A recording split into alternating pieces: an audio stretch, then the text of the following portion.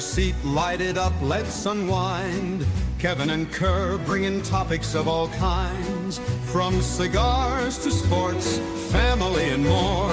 Everyday stories you'll want to explore. So take a puff or ponder away. Join the talk, it's the highlight of your day. Puff and ponder where the sparks ignite. Conversations blazing day or night. Tune in now, let the stories take flight. It's the Puff and Ponder podcast, where we get it right.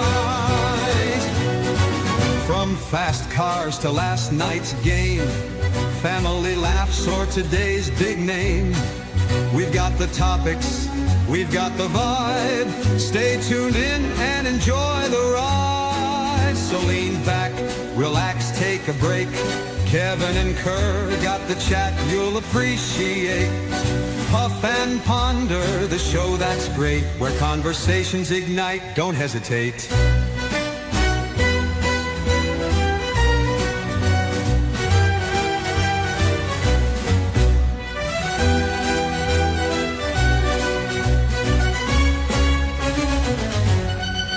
So lean back, relax, take a break. Kevin and Kerr got the chat you'll appreciate.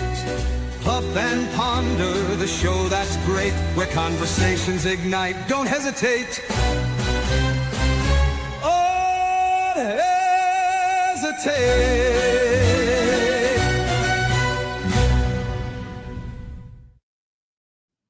What is going on, everybody? Welcome to the Puff and Ponder podcast, where conversations ignite. I'm your host, Kevin Shahan, and join me, as always, my co-host, Kerr Viajante. Let me just swap sides of the screen here so I can see us better. What is going on, Kerry? It's going, buddy. How you been, man? Oh, not too bad. Let me grab my cutter and lighter, and just had to have strong words with one of the children. That, I mean, I know it's summer break and all, and when you sit around for 12, 14 hours a day, I know it's kind of a pain sometimes to get up to put the dishes away, you know, and yes, it's a struggle. Yeah, the struggle's real, Kerr. I've seen Wyatt. I've seen Wyatt take a break in between loading and unloading. I can't make that shit up. Oh my God! Can't make that shit up, man. I was like, dude, what are you doing? He's like, man, I gotta go lay down. Yeah. He's like, that unloading is pretty tough, right? He's like, oh man, I gotta do something before I go load that dishwasher again. I'm like, you want an energy drink, maybe? You know, something. Yeah. Something, oh my something God! like that. May help you out a little bit. You know, you want to maybe I could stretch your legs out a little bit. You know, you want to lay down, stretch out the hammies. yeah. You don't want to pull a hammy. So yeah, it's just I don't know what it is, you know. I mean, I know as when I was a kid, like there were a lot of things I had to be asked to do. You know, like because nobody wants to do them, but once you were asked, you just knew there was no second asking. You know, it's just I mean, we just let's get off. We all knew how to play the stall ball game. We all knew how to freaking make ourselves unavailable at certain times. You know, my brother and sister did the same thing because, you know, they were the dishwasher and dish dryer back in the day, the manual. So, you know, you kind of knew how to be, you know, vacant when you needed to be. My sister always picked to dry the dishes because then after my brother's done washing them, she'd play stall ball and they would dry on their own. Yeah. You know, so she was smart. But yeah, I mean, we all know how to play the game.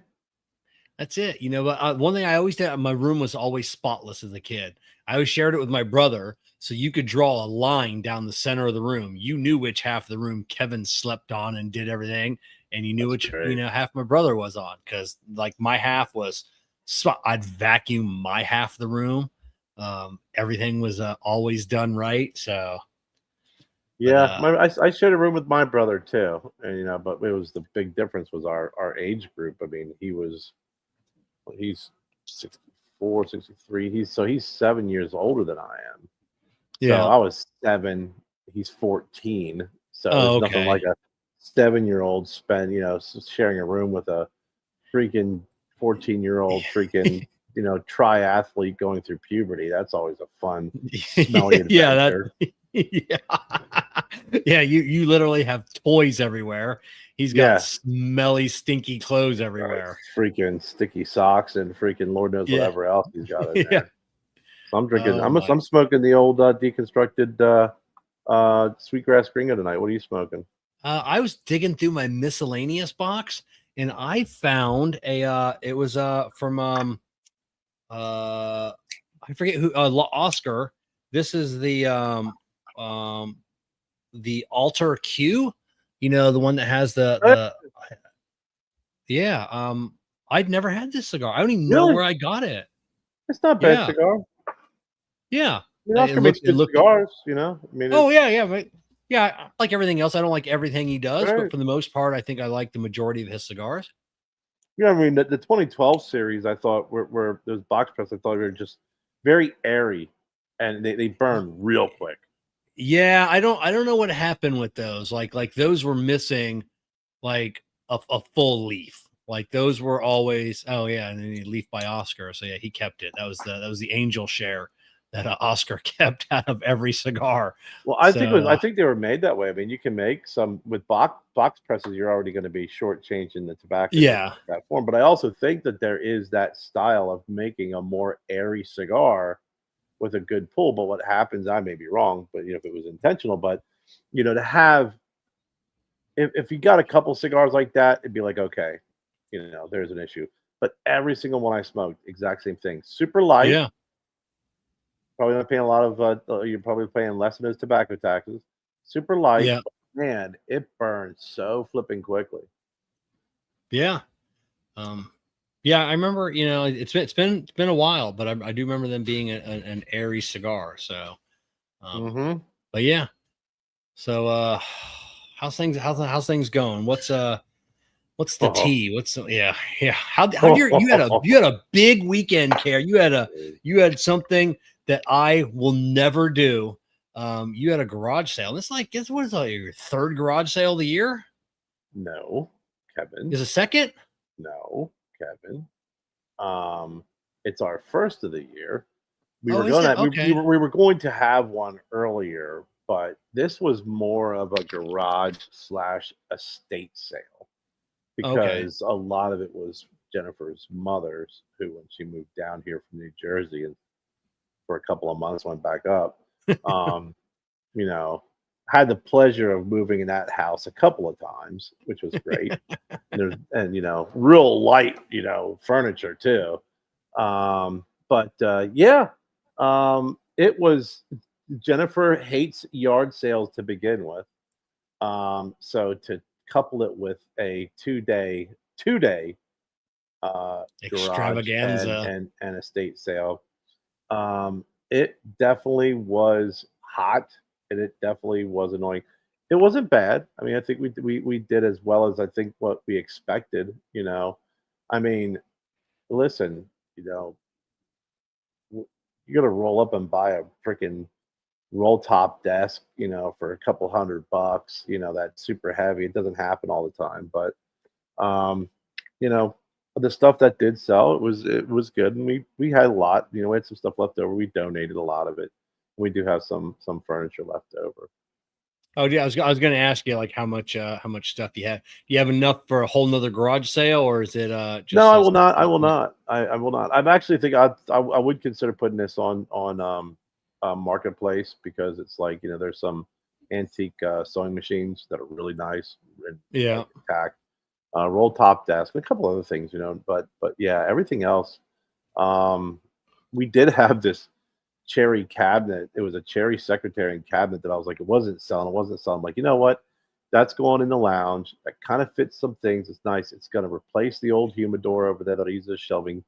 And as I started like taking off the stuff and was looking at my old humidor and what I'm going to take out, I turned around and Jennifer's like, "Yeah, the neighbors bought the cherry cabinet." I was like, "Son of a bitch!" Oh, your neighbors at Yeah, yeah. that. So yeah. That's the winner of this sale was our next door neighbors. Okay. Yeah, because they didn't have to haul it away. They just bring it next door. Yeah, super nice. The kids came over. The boys came over. They got a 4-year-old and 8-year-old. They were very helpful. You know, I had to help them back over across the onto their side a couple of times, but overall, for being 8 and 4, they were helpful. But some of the stuff that they were interested in, it was like, you're the neighbors. We're good neighbors. Yeah, not sell them here. We'll give you a discount. We'll do this, do that. They definitely, it's always good to be able to help folks out. Yeah, as long as they don't come over at, hey, this hinge is broken, or this drawer. Well, we already got the light switch. They're like, hey, that Tiffany lamp you sold us, the one side doesn't work. I'm like, I don't know what to tell you, man. It worked when we gave it to you. You can either return it, or they're like, no, it's fine. I'm like, all right, just let you know. We did have some people show up. It was funny. It was we were all sitting around, and I had these thoughts that go through my head, these comments, and then I realized, you can't be too much of a dick to someone who's showing up at your house and knows where you live. Right? You gotta have some fucking common sense, right? So we're sitting there, and this lady shows up. She's like, hey, we had these 1970 folding chairs. She's like, hey, how much for the chairs? And we're like, not for sale. She's like, they were in the pictures, and I came here specifically for those chairs. Okay, $500. And I'm thinking to myself, my foot was in one of the fucking pictures. I'm not going to sell you my foot. And Jen's like, no, I'm sorry, they're not for sale. She's like, but I came here for them. We're like, and they are not for sale. But like you said, Jen was like adamant on saying no. I'd have been like, $200. No, you don't want to buy them. Well, it looks like you did come over to buy them. But yeah, that thought went through my head, like my foot was in a picture, and I was like, I should say that. And I'm like, nah, they know where we live. I don't need my property messed up. You just say, I'm sorry. That's it. I've got some tires for sale on a marketplace now. I bought the new Acadia, and I wanted Bridgestones on it. So I mean, the tires I took off still had the whiskers on them. They were brand new.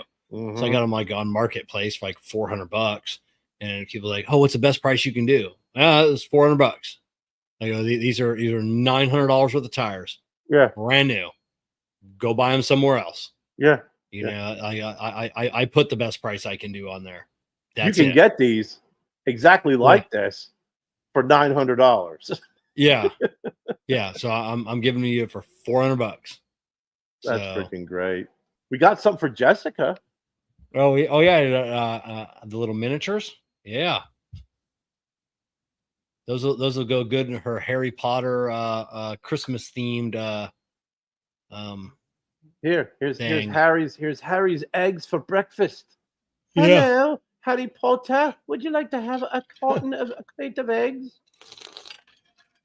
Yeah, there's some pretty cool stuff in here. I think she'll enjoy it, Yeah. Right on. Well, before we dive deep into the show, we want to take a moment to thank a couple of companies for supporting the show. If you're watching this, you already know the beard is looking sharp. And if you're just listening, go ahead and picture greatness. I keep it that way with two secret weapons, simpler hair and beard color, and my company, Irish Beard Balm. Simpler knocks out the grays. No mess, no mixing, just quick, clean, natural looking results. Then Irish Beard Balm steps in to keep the beard soft, healthy, and legendary. No gimmicks, just results. Want to level up your look? Hit the links in the description and thank me later. So, Kerr, go ahead. No, go ahead. No, go ahead. Two things too. One is we did get a couple of cigar smokers and enthusiasts. Right on. Cigars while we were selling, because I'm like, you know what? This is my property. I will smoke cigars. If you don't like the smoke, then go over there. And so guys, they bundled a bunch of stuff together and got some stuff. So I gave them a Sandela, and then we got 2 new subscribers to the podcast.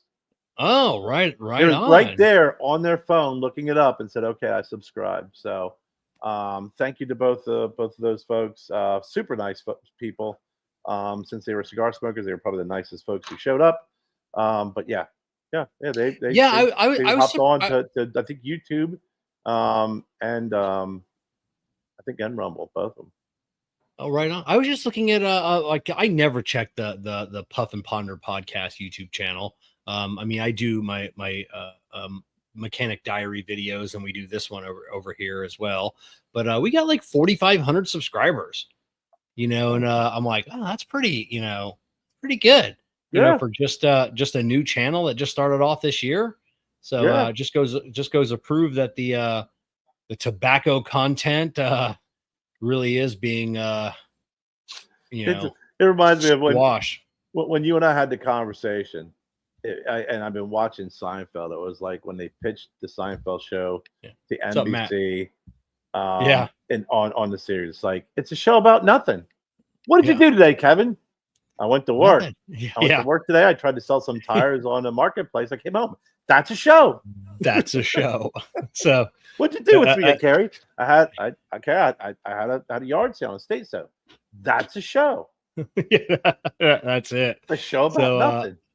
Show about nothing. So I know YouTube's cracking down again. I know Mac 912, he did a video last night and didn't say anything YouTube, but he did have like a 2-minute intro to the video. It's like this is for 21 and up adults, and it was just a whole thing. If you know tobacco and everything else, and it's like, oh, you can kind of read between the lines that we're being hit again. And you know, he'd said that he was going to start posting on Substack, and I have a Substack, and I probably should start using it. I don't understand what the hell is Substack. 100%.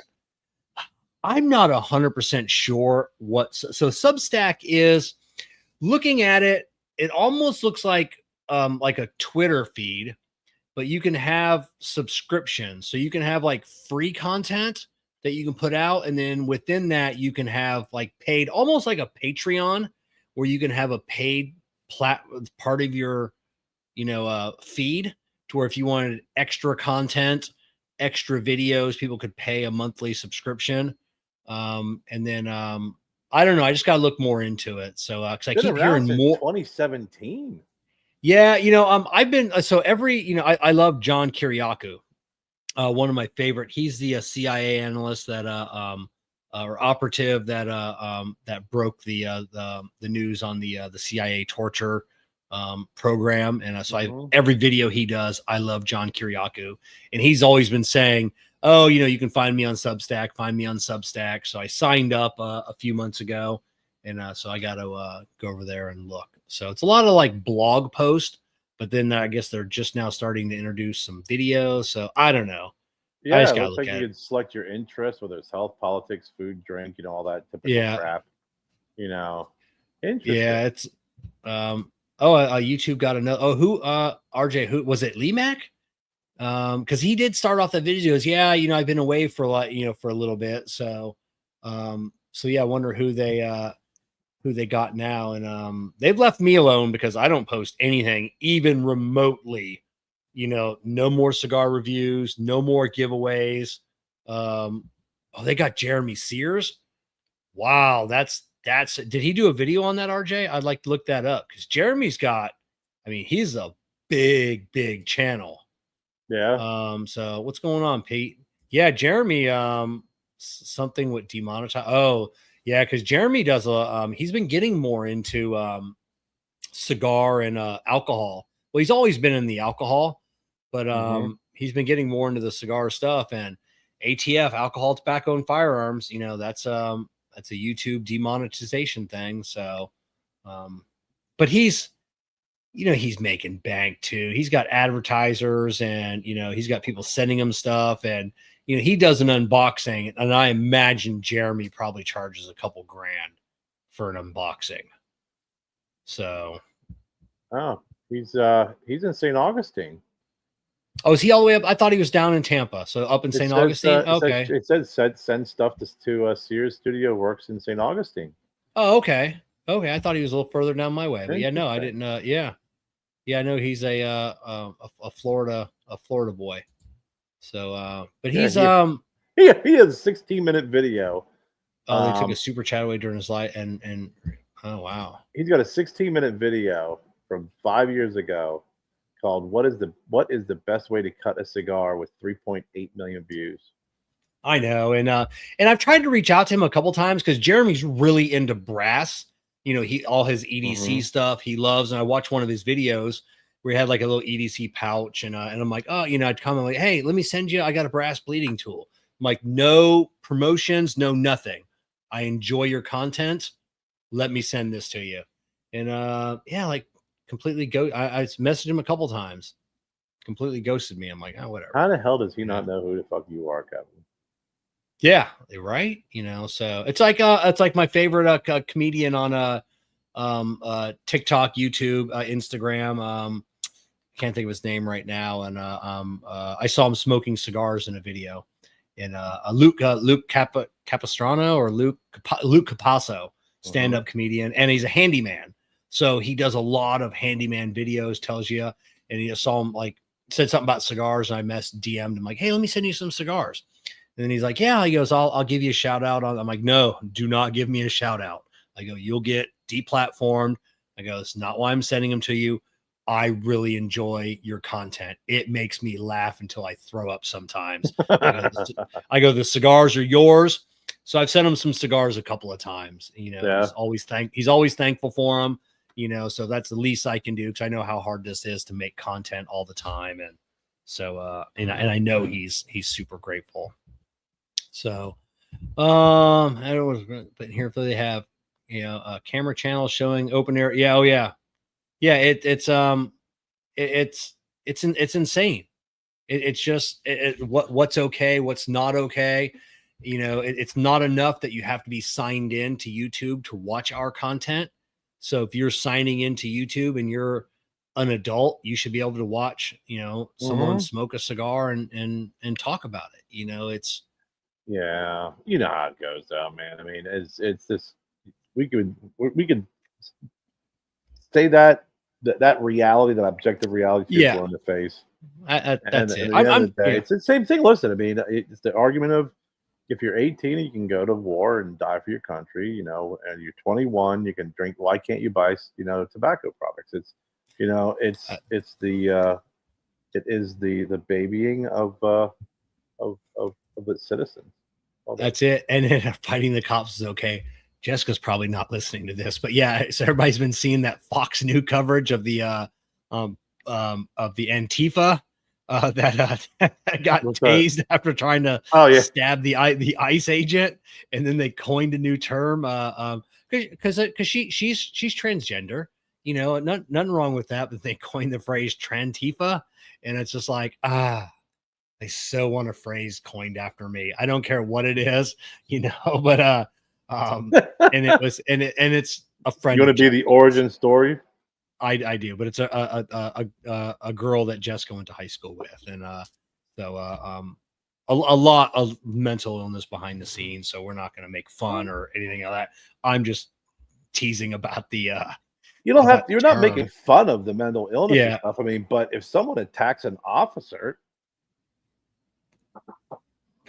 runs after him with a knife. I don't know, man. I guess some days I just feel like I keep my mouth shut, because I feel like, is it just to the fact that, am I missing something? Do I oversimplify things? But or am I not a rebel? But cop pulls you over, asks you questions, you answer him.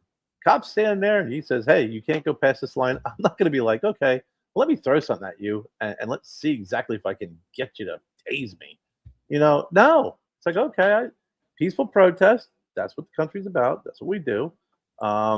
If you can't do that, then you shouldn't be there.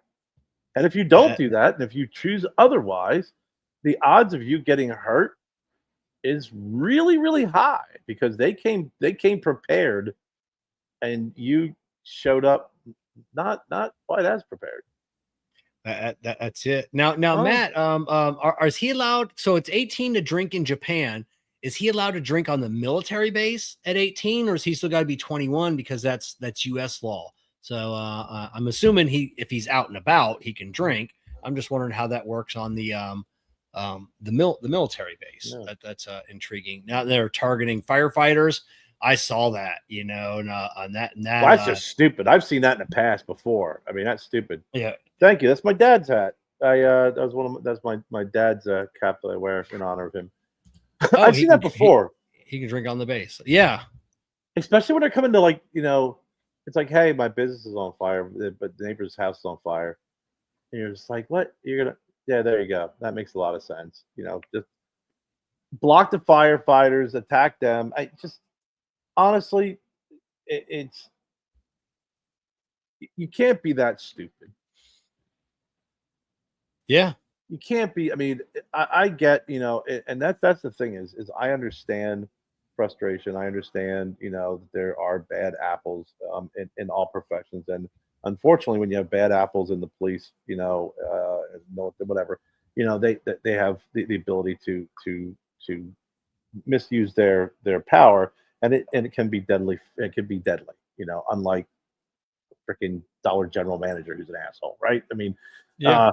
uh, I get that part, but there is just a line that when you start crossing, that you you lose credibility.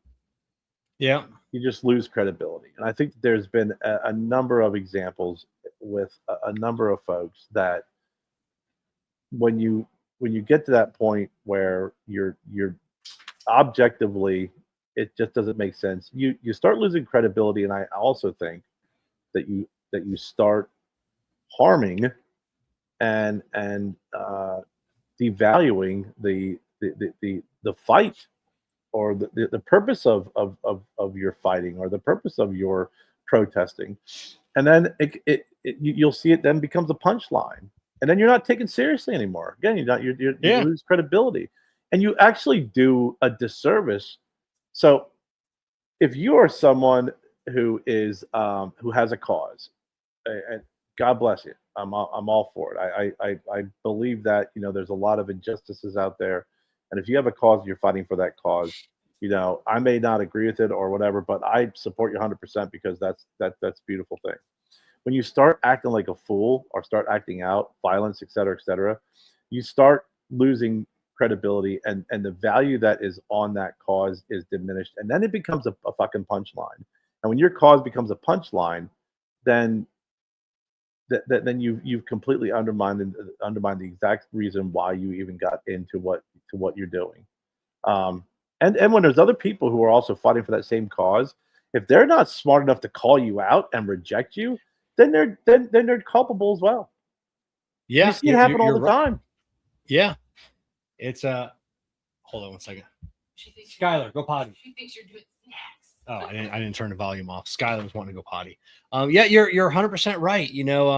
It's every group has these extremists, and it's just I don't know. It's nuts. It's just they just hate the orange man so much, and like they just hate this country, and it's just I don't know. It's getting ridiculous. Everything is a fight. We see that here in Florida, Alligator Alcatraz. Oh my God, we're seeing them line up protesting, line up. We got the indigenous people here, the native peoples here.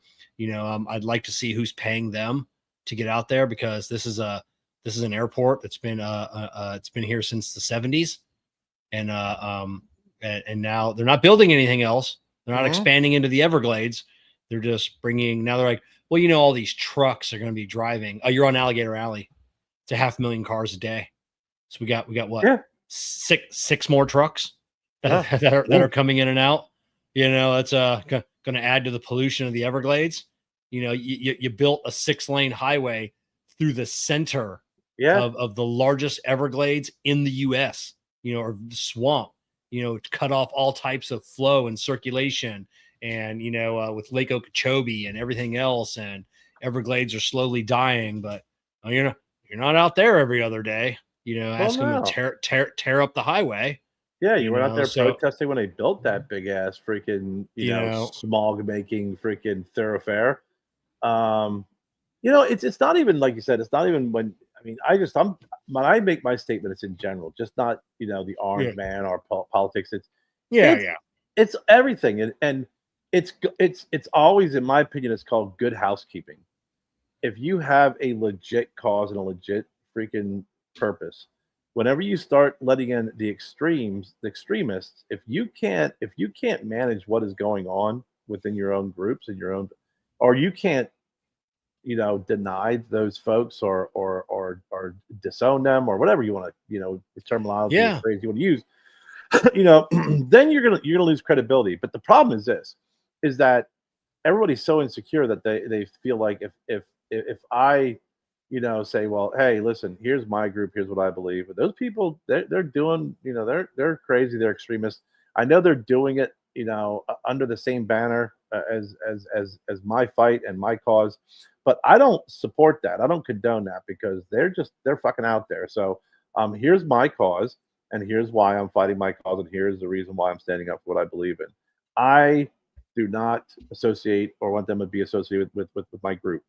And then they think that by doing that, that you are going to, by default, um, undermine your own cause. But you don't. Yeah. I think you build your cause more credibility and strength by doing that, because you are allowing folks in there who actually have the same beliefs. When you start allowing extremists to dictate the narrative, you will not be taken serious.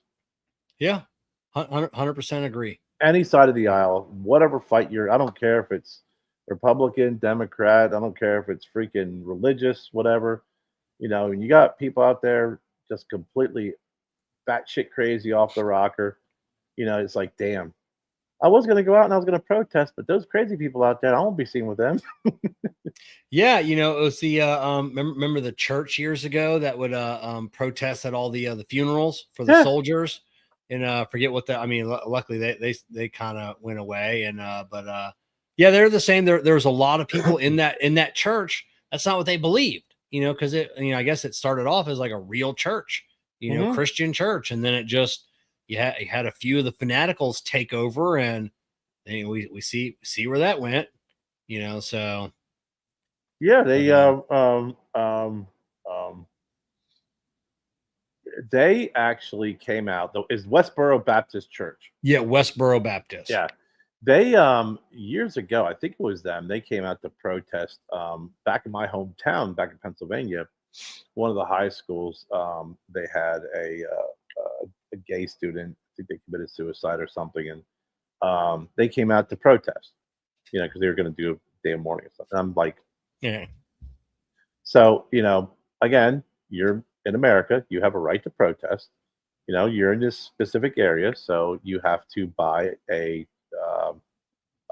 like not a pass, but you have to buy you have to get Like a permit. a permit. Thank you. You have to get a Yeah. permit. So like, okay, do you have your permit? Yeah. Okay, great. So you have your permit. We have our protesting areas, and they put these fucking people all the way out in the middle of nowhere in like this 12 by 12 roped off area. It was like, here is the allocated area for you to protest. And they still sat there with their signs, act like fools. But when you would drive by the school, it just looked like this little blip out in the middle of nowhere. Yeah. And it again, it was like, you're exercising your rights. It's America. But you know what?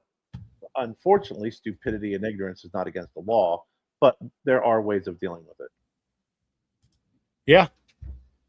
Oh, Those I fucking off the rocker, bro. yeah. I'm surprised they were allowed to keep the Baptist name. How did the church let them hang on to that? Well, it's like anything else. I mean, they all, I think some of these secular groups, I mean, they as long as they have their uh, uh, permits and whatever else, and they can they can establish themselves as a church. They have to have, they want to pick a denomination. They pick the denomination they want to follow, so they can be considered Baptist. And so, again, if you're a Baptist and you're looking at that church and they're like, man, stay far away from me, bro. This is not what we're preaching over here in our church. Yeah. But yeah, it's crazy. But I remember that group, man. They protested. Seemed like they were protesting everything. Yeah, everything. I never ran into them. We did have, like, up in the Tampa area, they were coming to boycott or protest during a soldier's funeral, and a buddy of mine was in a motorcycle club, and they blocked the road, going into the church, and into the cemetery, like far out where you couldn't even hear them. you know, and they're like, oh, we have a right to be here. And they're like, yeah, get around us.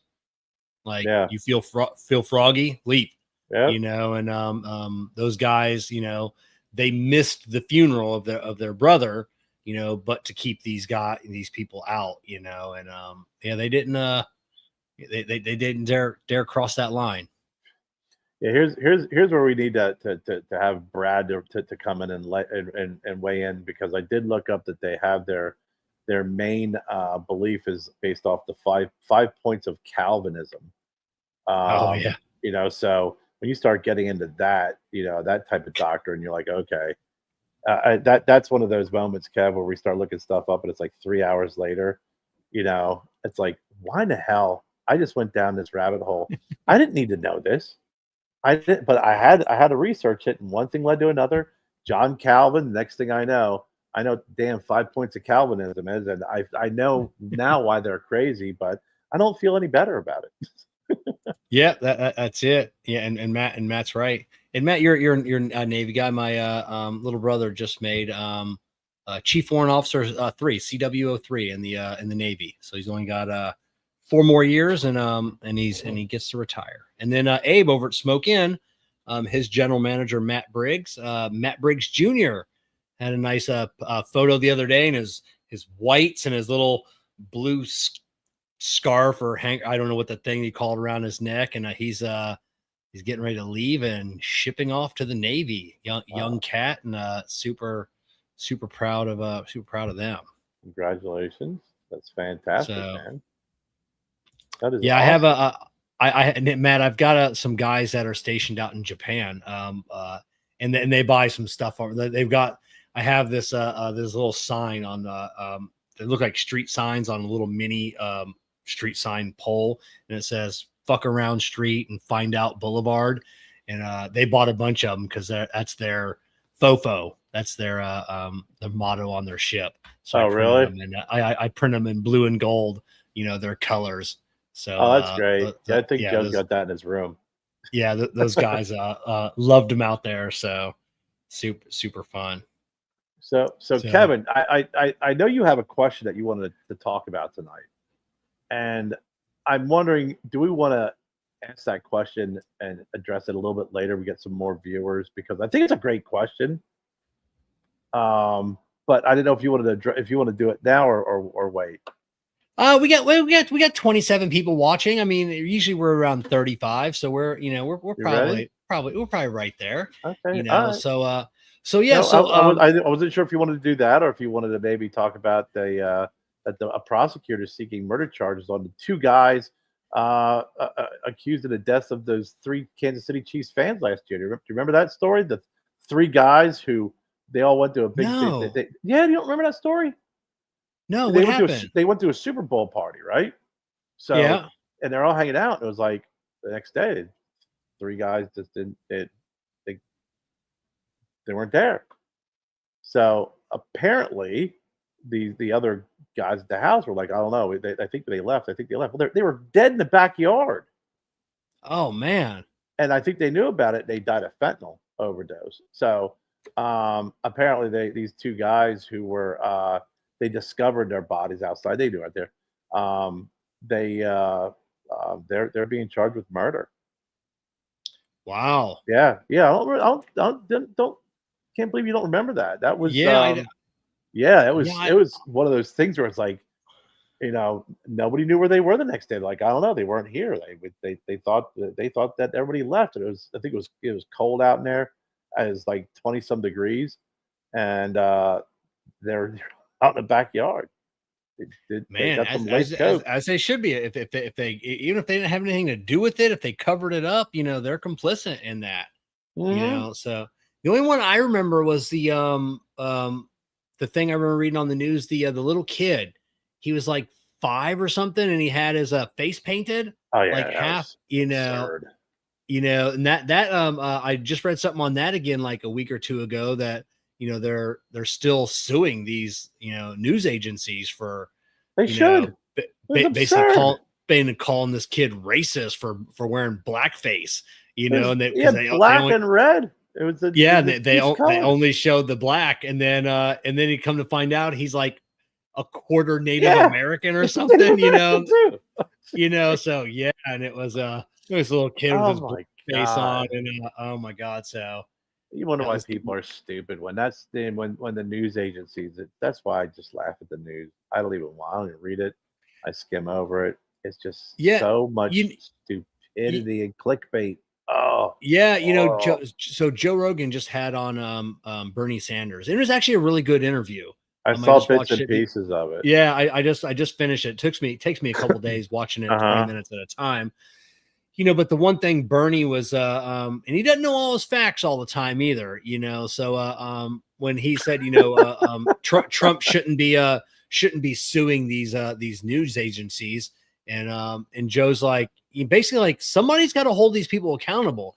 If they just keep just spouting their shit and getting to say whatever they want with no repercussions, they're gonna keep doing it, and Joe, and he even said, he goes, I could have sued, for all the things they said about me. But you Yeah. know what? I just, he let it go. And he was trying to explain to Bernie like what Trump was suing over. And he was, well, I don't know all the details of that. Come on, Bernie.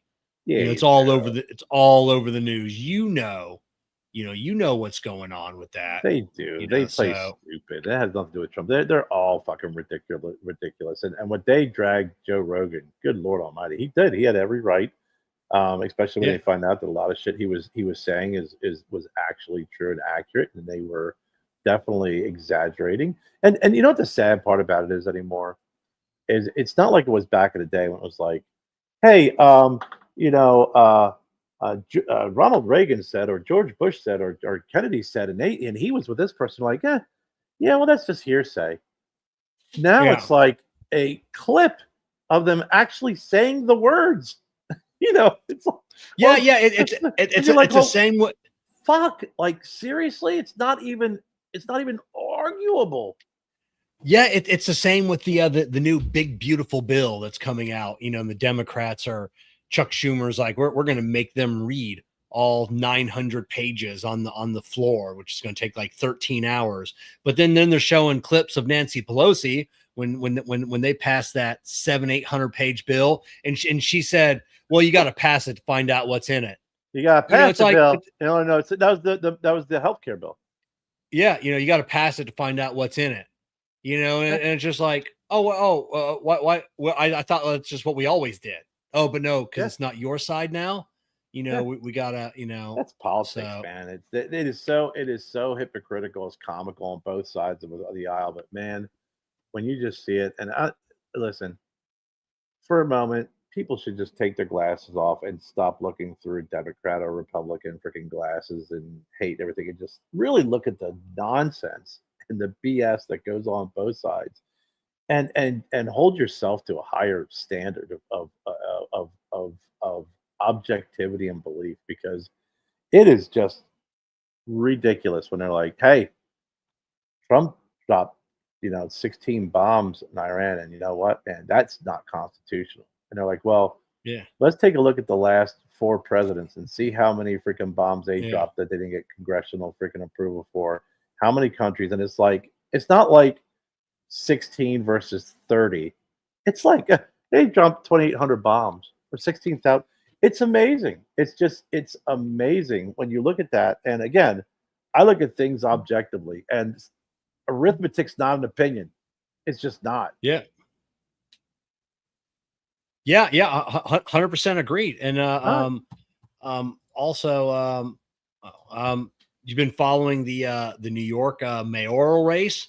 Oh, that there's no way that guy's getting in. He won. These midterms, nobody votes, even in our town. Like if it's not during a presidential cycle, you're lucky to get 5% turnout. But Yeah. after the shit he's spouting, no way does he go on to I'm his just the things. And then now AOC is being dragged in it because she's touting him. Now they're looking up from Jenny from the block there. Oh, come to find out you're not from the Bronx. You grew up in an affluent neighborhood, went to an affluent school, and you never grew up in Brooklyn, but you keep saying that. So now they're digging into her. So Yeah, it's this guy is insane. Yeah, yeah. It's I don't know, man. Nothing surprises me anymore, especially when it comes out of a, a city and a state like New York. Nothing would surprise me. To be perfectly honest. So this this you know he knocked out Cuomo, right? So he's Yeah. he's now the Democratic nominee. Well, not yet because they have a what's that tiered voting? So they have to go through one or two more levels, don't they? Well, they have to go through the Rank. nominee certificate. Is Oh no, what that's their they have certification. they have ranked choice voting. So don't they have to vote two more times? Right. Yeah. So Be- so basically, it's he's the presumptive nominee, right? yeah. Based off the results, and then if he's the official winner, then he'll be determined Yeah, after you're right. that ranked choice voting, right?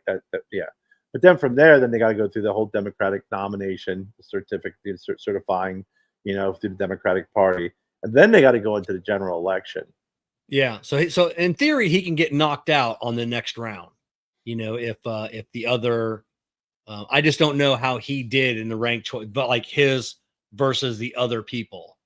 Because it was yeah, I kind of read up on the ranked choice because I think Alaska went to that, and it's really weird how that works. So Yeah, he can be knocked out on the next one if someone else gets more votes, and then that person goes.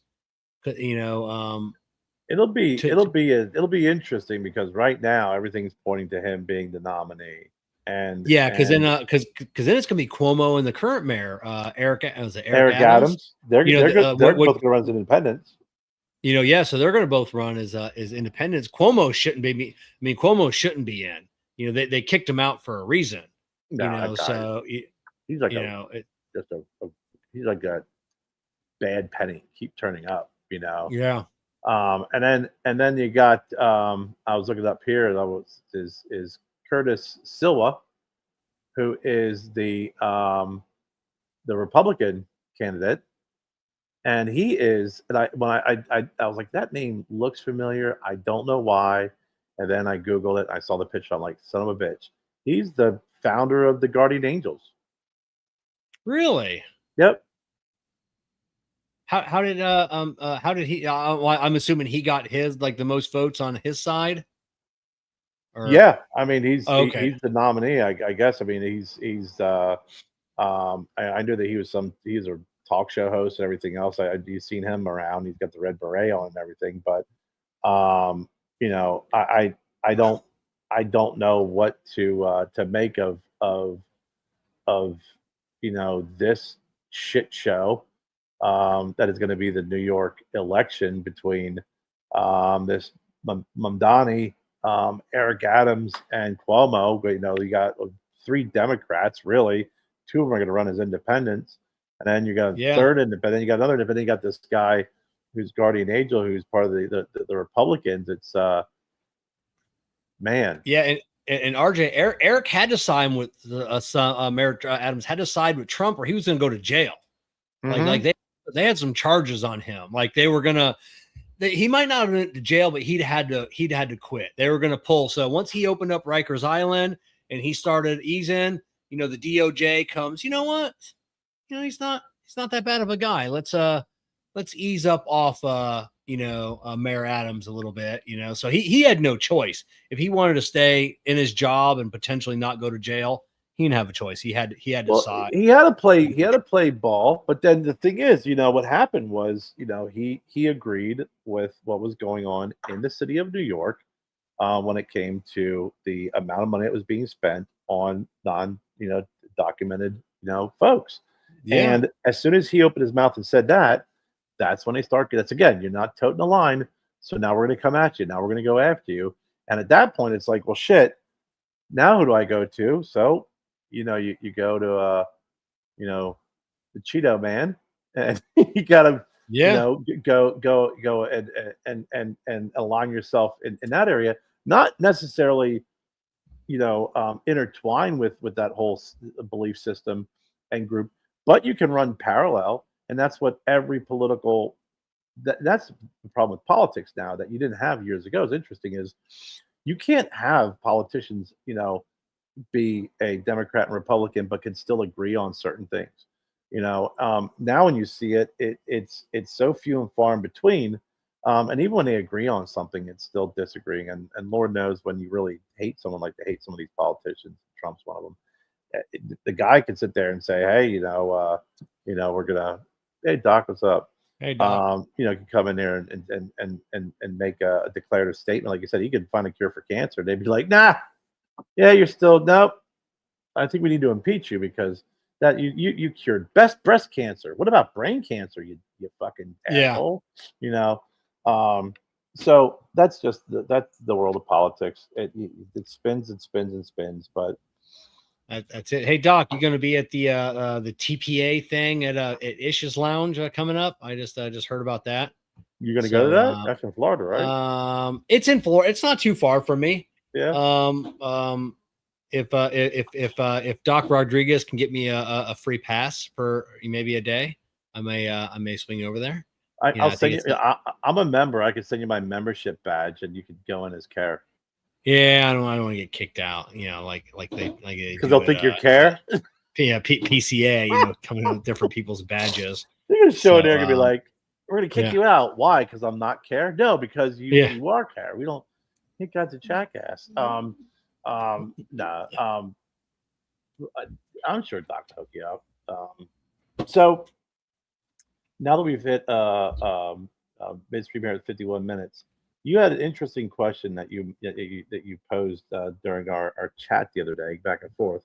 So yeah, and actually, and I dreamt about it last night. Like all night. I finally like at 3 o'clock, like 3 o'clock in the morning. I finally had to sit out of bed, and I had to tell myself, "Listen, stream's not going anywhere." So I'm luckily I'm like one of the few people that can control the narrative of my dreams a lot of times. And I said, "Listen, let's just move on to something else." So I went back to sleep and we moved on to something else. So on KMA Talk Radio this past Saturday, they do a segment called "Would You Rather," and it's always whatever, get a butt massage from your dad or French kiss your mom or whatever. It's things like that. We used to play that as kids, but they had a really good one this time, and it made a lot of people think, and it made me think. It was. Would you rather travel back in time to have dinner with your previous self or travel forward in time to have dinner with your future self? And that one was tough for me. Nah, mine's simple. But after dreaming last night and having dinner with my past self and screwing up a whole bunch of shit for future Kevin, I changed my mind and it was having dinner with my future self. What? Yeah. Really? See, mine was just. I am interested in your thought process behind that before I start criticizing it. I'm open-minded, Kevin. Explain to me why. I don't have a thought because I'm afraid to say something to make something. That's what my dream was about. And I kept restarting the dream. I would have dinner with myself, and then I would say something, and then something else would change. Like I would have 1 kid instead of 2. And then I'd start it over, and then I never met Jessica, and then started over, and I never started the cigar company. So it was every time I would say something, the butterfly effect. A butterfly effect. It kept changing the future thing. So I'm like, all right, so I'll go future, and then and hoping that future Kevin doesn't screw up like previous Kevin did in my dream and say something else. So you would go to the past? Yeah, well, you bring up a couple really good points there that do make sense, right? I mean, it's like, okay, if I go back in the past, if I say, hey, you should have zigged when you zagged, you don't have your kids, Yeah. Or you should, and I think those are very valid points. So again, whatever. I just have a problem with having a meeting with future. It's like, hey, you're gonna have a meeting with future Carrie, and like, okay, and it's like, it's 2028. You're not that far in the future. What's gonna happen next? But okay, so here you get to choose though. So But you get to choose the age of the person. well, again, hey, I want to talk to future Kerry when he's 75. Yeah, a little lower. 70, a little lower. Wait, what? 68, Why? a little lower. I'm like, I want to talk to Is past Kerry because yeah, I yeah. want to tell him Is to freaking stop eating fried foods because of Perry. yeah, yeah. Is he in jail? Yeah, Is he yeah. is he in the CIA? Is there a reason why other than he's dead? You can't. You You can't. know, so Okay, now you can see Kerry when he's 67. However, are you okay with talking between glass and a phone?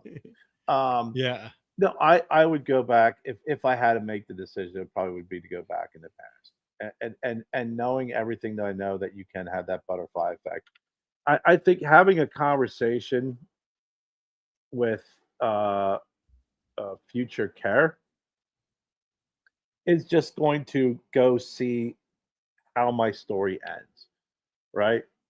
So there is a benefit to that because if you go visit future Kevin or future care and it's a hot fucking mess, you could be like, okay, well, maybe we could have some conversations. I can make some decisions where I'm at my place now to not end up like that, right? But if Yeah, you're but freaking yeah. in a gold, if you're awesome, you can still fuck that up. If you go back in the past, I think you have the opportunity to give some sage advice as a But you can, let's say this, you can't give advice. You can only have dinner and you can only talk about like generalized stuff. So there's no advice being given, future or past. then you just undermine your own rationale on why you wouldn't go in the past. I think I would screw it up though. Like I You would wouldn't be say allowed to, though. We know how you you do know, like to say some things, and not allowed to. yeah. But if you couldn't do it, listen. If someone has the power to take you back in time, then they have the power to regulate what can be heard and not Okay. heard. Okay. So let's go with that. So you can Okay. go back in time or go forward in time, any time that you want, any age. It's regulated. You're not going to be able to say anything to Just affect. have a conversation. Just have a conversation about what's going on in the news, politics, religion, Conversation. friends and family. Hey, Am what I you know? Would you? am I allowed to get physically confrontational? Because if so, I would like to go back and I would like to go back to younger care and punch him in the face. Yeah. No. That No. Yeah. no. All right. Well, then that just screws the whole thing up. I So you still can go just back ask and them talk. quite. Yeah. Yeah. I still go back. I still go back and talk to young What? care. What age? I would go back probably somewhere around 17, 18. Yeah. Yeah. And then RJ, so you can watch this on Twitter, Twitch, Kick, LinkedIn, Rumble, 2 YouTube channels, 2 Facebook channels. So that's where you can. So we got people watching from various platforms. So 18-year-old Care, you'd 17, want to go 18-year-old back. care. So Yeah. Yeah. so I'd what like so what so what year was that? Like what was uh going on? So 87, 88. 87, 88. Oh, yeah, that's a good time to have a Yeah. conversation. Yeah. Hang out, listen to freaking Motley Crue, probably, a little bit of Cinderella at the time. Yeah, Yeah. no, I think if you could have a conversation and um, like you said, if you can't give advice or anything, but maybe you could, you can learn a little bit more. Maybe just the conversation that you have may enlighten younger me a little bit more, without really kind of tipping your hand and saying, "Hey, um, don't date this girl or don't go down that aisle, just don't go to that bar," or whatever the case may be. I think it's definitely something I would like to do, just and try not to slap myself, at that age. I do see the benefit of talking to an older, care as well, but I I think I would want to go visit younger me that has a whole life ahead of him versus knowing that I'll be talking to some old bitter man who's just going to be shaking his fist at birds that are chirping too loud or something. Um, Yeah, see me. So I sit down with dinner with my future self, and the first thing I say is I don't want to know how old you are because I want to meet my future self 1 year before he dies. So I don't want to know how old you are. So hopefully he doesn't look real fucking young. Hopefully he looks old as shit. You know, yeah. So 1 year before future Kevin dies, sit down across the table, have some dinner, and just ask him, are you happy? That's what I want to know. Yeah. Are you happy? Yeah. So that's what I'll just go back to young Kerr and be like, why are you so angry?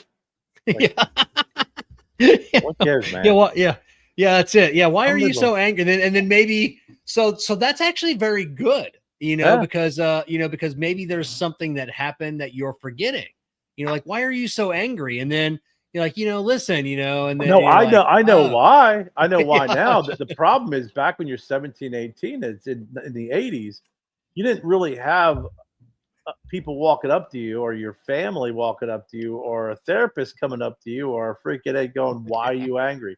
Like back then it was just like, hey, stop being just shut up, go away. It was like we always laugh about Generation X, but it was like that's how you dealt with shit. You just kind of pushed it down and moved on, as Bill Burr would say. I think that as much as I kind of thumb my nose at gentle parenting, I think that it's like anything else, right? There are some good ideas behind it, but then whenever it's implemented to the extreme, someone's going to F it up. But I think, back then you didn't have a lot of people coming up and want to talk. You didn't have a, school counselor asking what's going on. Your school counselor was usually just busting your balls or busting your chops while you're being a freaking jackass in school and misbehaving or doing this and doing that instead of trying to get to the root of the problem. Yeah, Matt makes it, a point. If we change our past, we wouldn't be who we are today. And I wouldn't want to change my past at all. And not because of the butterfly effect. I've led an amazing life. Like I've never known struggle. Like I've always had a very good life. I've never been rich, but I've also never been poor. I've never wanted for anything. I got married young, had kids young, bought my first house when I was 18. 19, so I've had a fantastic life. It's the best now, that I've ever had, but yeah, if you change the future, I wouldn't know any different. I would know different in 30 years when I was, no, you wouldn't. Kevin, but you wouldn't know. Actually, no, yeah, you wouldn't know shit. But that's the thing is someone asked me if there's the other question that I was asked a long time ago is if there's one thing that you could change, one decision that you made, what would you change? Nothing. I try and live, you live your life with no regrets. And I think there's a lot of flexibility with that term regrets. Yeah, there's shit that we did that we totally regret, but it also shaped who we are, right? So I think that it becomes a slippery slope, when you've got to make that decision, you don't talk to future or past, because we all want to go back to that past person and kind of give them a little bit of advice or try and say, hey, give them, a little tidbit of knowledge that you've gained throughout the years, versus talking to someone who are older and kind of, see how things end up. I'm still kind of morbidly curious about that journey. Instead of seeing it, I'm looking forward to the journey. So I wouldn't want to change anything, in my life that has happened. I just, I think if I had to do it, that would be the decision I have to make. Again, this is a fictional, what if you had to choose either or, what would you choose? It's like the lesser of two evils at that point. But that's it. Or no, so if I get advice from you, I wouldn't bother talking to myself. Yeah, for sure. Yeah. And then Matt's like, being poor made me appreciate the things more and break the cycle to do better in life. Now, Jessica and I have this conversation because Jessica has struggled. Obviously, a single mom, 3 kids.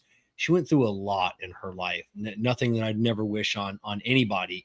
And there are times when she tries to explain me something, or we're watching the news, and then she's like, you don't understand because you were never in that situation. You can't understand.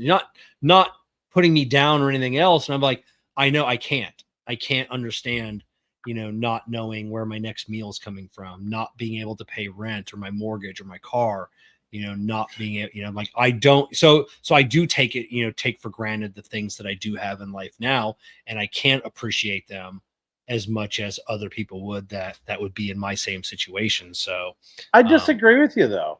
yeah. I think with what you explained earlier, with how you've lived, right? I think just where did you learn that? If When I you got learned married, what if you got married at a young age, and you bought your house, where did you learn to like? Why do you think that you never had to go without? Why do you think that you said you led a good life, or why do you think that you've been pretty consistent? You've never been rich, never been poor.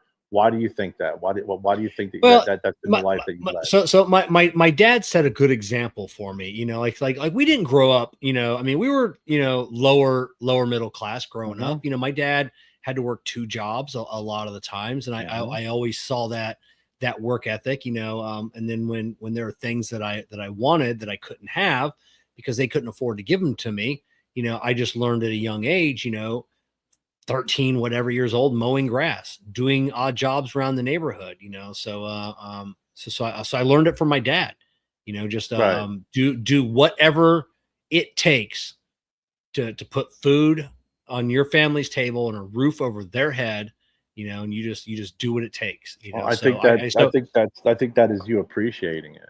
You know, yeah.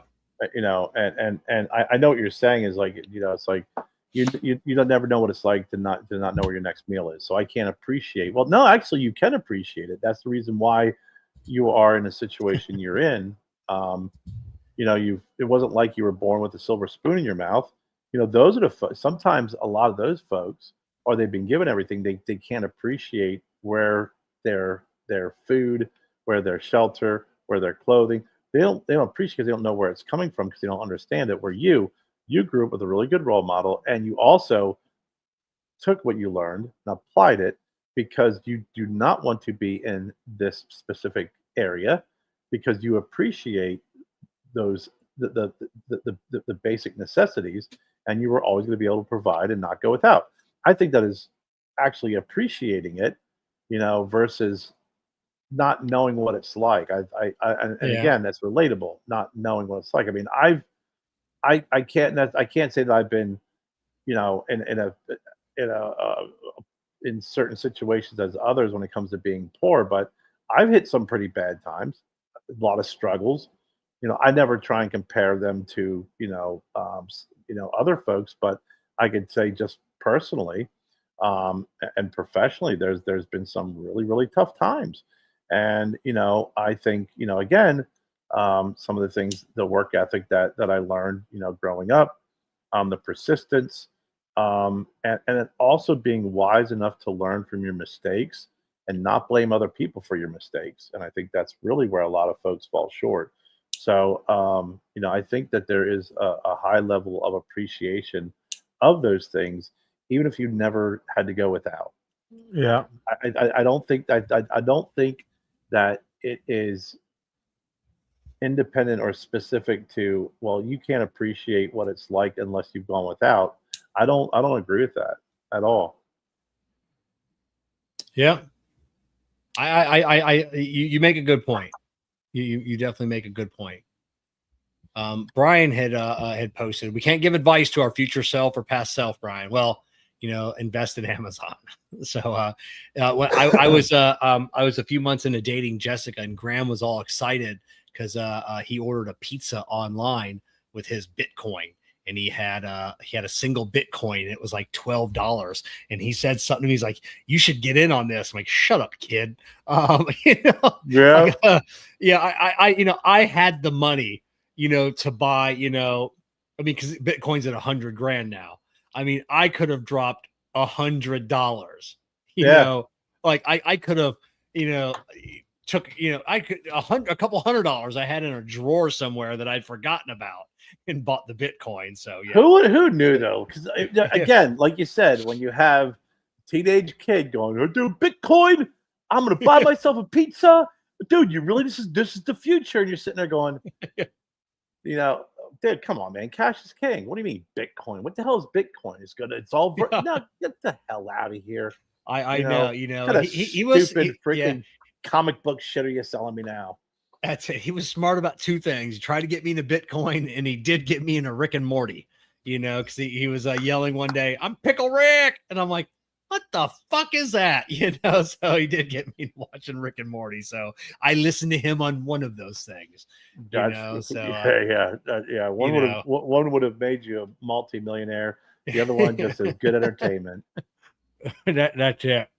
So that's funny. But yeah, I just I remember the whole Bitcoin craze and thinking the same thing. I was like, you gotta be shitting me. oh yeah. What do you what this is ridiculous. This doesn't make sense. But again, how many people probably thought that when they came out with credit cards, right? Oh, that's it. We just watched the like the Titans that built America or something, and all about credit cards and how they got started with Diners Club, and that was like the first. That was really good. But yeah, it's so yeah, you're choosing 18-year-old past Carrie, and I'm choosing to have dinner with 1 year before he dies, Kevin. So, That's interesting. I mean, I think it's one of those things that when you sent me the question out of the gate, I knew my answer right away.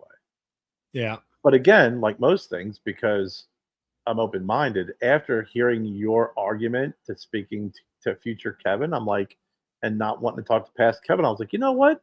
That makes sense. I could be swayed either way, Yeah. I just want to know that I die happy. That's all I want to know. And not not knowing any of the other details.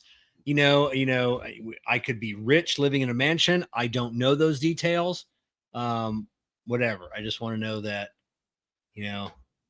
Kevin finished out his life happy. So, which I'm assuming I will. I've got a great family. Amber, let's see. Do you know how you die? So do you try to prevent it? No, I don't want to know. I want it to be a surprise. So what if yeah. What if you were sent in the future to kill yourself? Oh, that was the movie with Bruce Willis. That was a good movie. Yeah. But you went into the past. Yeah. Or did he go in the future? Yeah. Looper. Yeah. Yeah, the past. That was a really crazy movie. That was definitely a good one. So yeah, it's like, hey, I just want to have dinner with future Kevin. It's like, oh yeah, by the way, there's another part of this little thing, Kevin. Yeah. Kevin does die, but Kevin dies because Kevin kills Kevin. What? Yeah, I just want to know that we're having dinner, and future Kevin 1 year before he dies orders some chicken nuggets or some chicken tenders and a Bacardi and diet. That's all. I just have to see what future Kevin's eating, and if he's eating that, I could walk away from the table going, future Kevin is happy. He's got. You're gonna roll up the future Kevin. He's gonna be like, yeah, I'm having a Bacardi and Coke. Yeah. What? No, you mean diet, don't you? Yeah. Nah, I switched to Coke. I don't want to have this dinner. You're an idiot. Yeah. Future Kevin's stupid. Yeah, you've got to tell me where things went wrong. I've got to change them.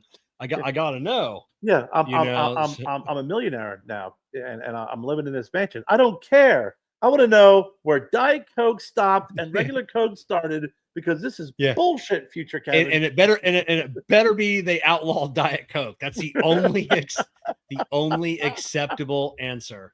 Is they outlaw Diet Coke. So. But yeah, I'd like to talk about another topic. I can't remember if we talked about this or not. That was the other topic of KMA that came up. Was did we talk about wiping last week? No, I think you asked the question. I think no. Did you? No. No, I knew we talked. I knew we talked maybe in like the bullies chat or I was chatting with a few people about it. So yeah, they outlawed Diet Coke. I think maybe you asked. No, you asked the question. You took a picture and asked a question online. You asked the Yes. question. Yeah, I couldn't remember where I talked about it. So everybody, yeah, check standing or sitting. So here's the thing. So I was watching a TikTok video, and this lady was super shocked because she was, I think, my age or so, and she just found out there were people that stand to wipe after they go number 2. So I posted this on Facebook. I go, hey, I just learned out that like there are 2 different types of wipers: people that stay seated and wipe, and then people that stand to wipe.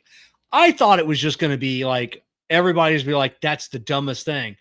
I would say 50% of the people on that in that chat on my Facebook post stand to wipe.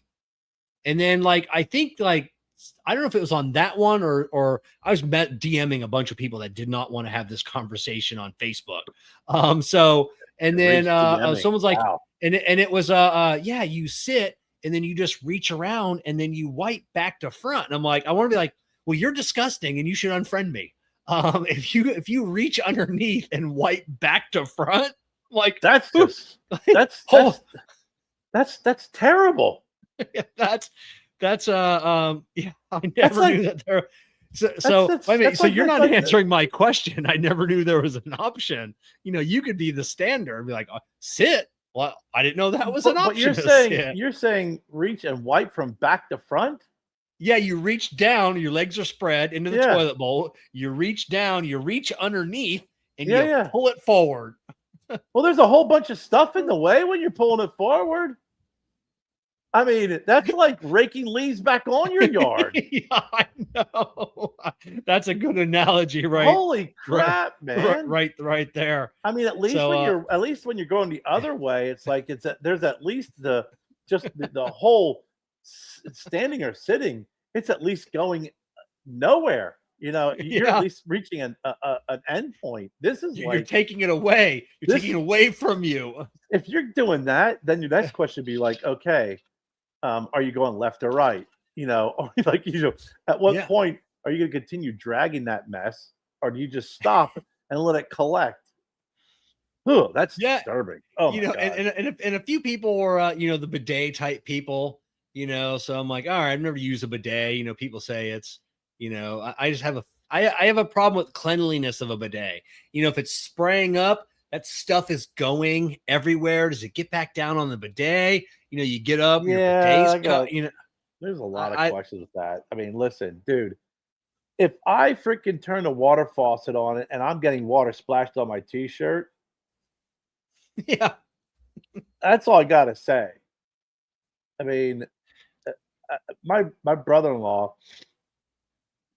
likes a bidet, and they actually bought one that connects to their toilet, like at Walmart or what. Nothing like freaking class at a Walmart bidet. But and I just go, okay, I get the concept of the cleanliness of the water, right, and not the irritation of wiping. I'm like, but man, I splash myself with the water just when I wash my hands. Like, I can't imagine what in God's name spray freaking pattern and radius that's going on here. And go in. I like to have a black light go into a room that's got a bidet. It probably looks like a fucking Pollock painting. You know, so there was one and I'm pretty sure this person commented on my Facebook. He may have messaged me DM, but I think it was on Facebook that it was that his like me, like his shower is right next to the bathroom. Like I could open up my shower curtain and jiggle down my hose, you know, because I have a big round thing and then a hose if we want to bring it down and wash the dog. Thing is all right. It's a conversation. Yeah, so if you want to wash your dogs, you bring down the center section and then you have it down there. That he would reach down and pull it on, you know, sometimes, and then instead of the bidet, just kind of stick that in there and use that. And I'm like, oh, and he's like, well, I know you, Kevin, so I clean it afterwards. So I'm like, you can't clean that enough. No, you could. No, you, no, no, no. That's like, thank you very much. I will never visit you ever. Yeah, I know. It's like, yeah, let me find that out. That's, you know, like there's no, you could take it, you could clean it. No, you can't clean it. So they're taking the nozzle from the shower and then and then sticking it underneath and then just turning it on.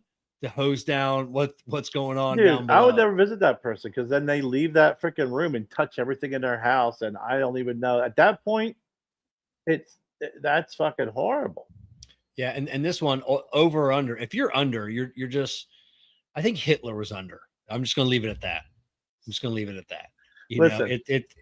Now Abe did say that he only uses dude wipes, so he doesn't use toilet paper. He likes the soft wipes. I've used soft wipes before, but then I realized after freaking spending several $100s at freaking Roto-Rooter that they really are not biodegradable. But when it comes to over under, that doesn't bother me because if you are able to get it on the post and not have it just sit on the back of the toilet or on a shelf, and you can replace it, you got a free pass for me. It doesn't matter. Doesn't matter.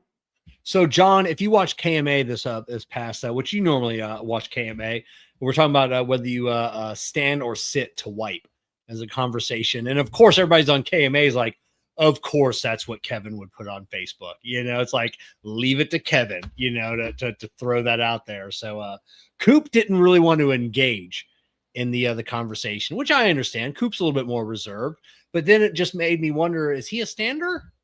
Does he stand? Is that why he didn't want to engage? I don't want to throw anything out there. I mean, I'm not, you know, but he's like I said, he's a little more reserved in that. So I you know, respect his decision for not diving into the toilet conversation. But yeah, it's I've never used a bidet, so I don't know. I've never grabbed my shower curtain thing and used that as a bidet either, because that would be disgusting. I mean, I had a customer today.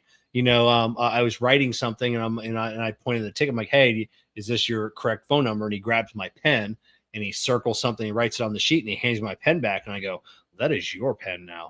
And I reached underneath the counter and opened up a fresh box, pulled out a fresh, clean pen and tucked it in my shirt. So yeah, I don't even want to use somebody else's pen, let alone that. It reminds me of a TikTok video years ago. Jessica showed me, and it was a guy, and it was a trending for a while, and it was like, and the song was "You Can't Eat at Everybody's House," and it was a lady's like, "Hey, here's a hack because my toilet seat, like you push two buttons into the side, you can pull the whole thing off." But she did that and then put it in her dishwasher. And like, here's a hack. Just put it in your dishwasher. And then the guy comes in. Oh, you can't eat at everybody's house. And oh it's my like, god! Let me find out. Fucking hey, man, what's wrong with people? You know, I think when you asked me, so you're a sitter, right? You're not a stander. Yeah. No, because you got to either sitter or stander. I imagine if you're a stander, it's got to be like a Captain Morgan's. Like you got to put your foot up on the toilet seat or the shower. You know, I think I'm a hybrid. You know, but as soon as you stand up, you know, your butt cheeks clap together, and like that just smears everything. Well, I'm a hybrid, so I start with the sit. The first is a sit, and then from there it is a partial stand, a squat mode, and then making sure that you know we get some distance between me and the seat. Because there's nothing worse than like freaking, you know, getting your hand trapped in there, or you know, you ever do the whole like when you're in someone's house or you're in the freaking public toilet where the freaking toilet seat's not attached too freaking strong, and then it freaking does the old slide over, you know? Oh yeah. And then it's like at that point, it depends on where certain freaking anatomy parts, shit can get pinched, and that's never a freaking good day at the office. Or if you depends on the water level, that one little nubby freaking toilet seat shift down can be the difference between dry and going, oh my gosh, I just broke the surface. Yeah, you know, exactly. So you got to be really careful. Yeah, Matt was Matt. I would make an anonymous complaint. I would send a letter afterwards. Like that can't happen. That's Poppy. Like that. You know, you came out of the bathroom, didn't wash your hands. No, I would. I don't know if I could go back. Because I am a germaphobe. Just in case people haven't figured that out. Like I don't think I could go back. No, and now I know people are nasty motherfuckers. I know that. That's why I can't touch that guy's pen, my pen, after that guy touched it. It just there's certain things I just cannot do. Figure goes through the toilet paper. Oh no. The worst for me was I used to be a lot less of a germaphobe, when I was younger. It seemed like as I got older, it just kind of like things bothered me a lot more. Now, like when I used to work construction, so you'd go into a porta-john. Yeah. And it's either two things. There is either a mound, like a pyramid of poop that was just all stinky. I preferred that because at least when you pooped, it would hit the mound and it would roll off, versus a freshly cleaned porta-john. You're just looking at it and you just know what's going to happen, or there's not enough in there and you get the blue water splash. Yeah. And that little, it either gets all over your underwear. And there's been some times I think it went inside me like a laser beam, it just splashed and it comes straight up like back into your BH. And it's just like, oh, well, there I got syphilis. It's just that's 0.5% of my blood now is blue. Yeah. So the blue water splash from the porta-john. So oh my God, that's great. That was and he was working in the humidor. I don't no, that's not good, man. That's a Poppy moment from Seinfeld. He comes out freaking, you don't wash your hands, forget about it. I'm careful, but I'm not a germaphobe to the point like what you speak of. I mean, there's I've always lived by the rule, never ignore the call to stool. So when I gotta go, I gotta go. And it's like I will find a place to go. And even if it's kind of gross, if I gotta go, I gotta go. If I gotta go, I gotta go. I'm the vacate. But I know, like my brother-in-law, there's some folks that will like Joe's in high school. Joe, come through the door, boom, right? What? I'm not using the bathrooms at school. I was like, dude, there has to be one stall that is less gross than the others. Yeah, you just build. I've been in public bathrooms that didn't have ass gaskets, on the wall. So you take your toilet paper and then you just put 9 or 10 layers down everywhere. But man, that's just the ass gas. I think that is. I have to research this. I think the ass gaskets are it. I think that is just a myth. I think that's just a whoopee to make you feel better. I don't think it does anything. I pull out several and put them in and flush it. No, because you don't take the first one. The first one has poop on it. Because either from people grabbing it, I don't care from the first or for the spray thin layer. What's it going to protect you from? Oh no, I put a couple of them down. Still. But all that's going to do is stick to me.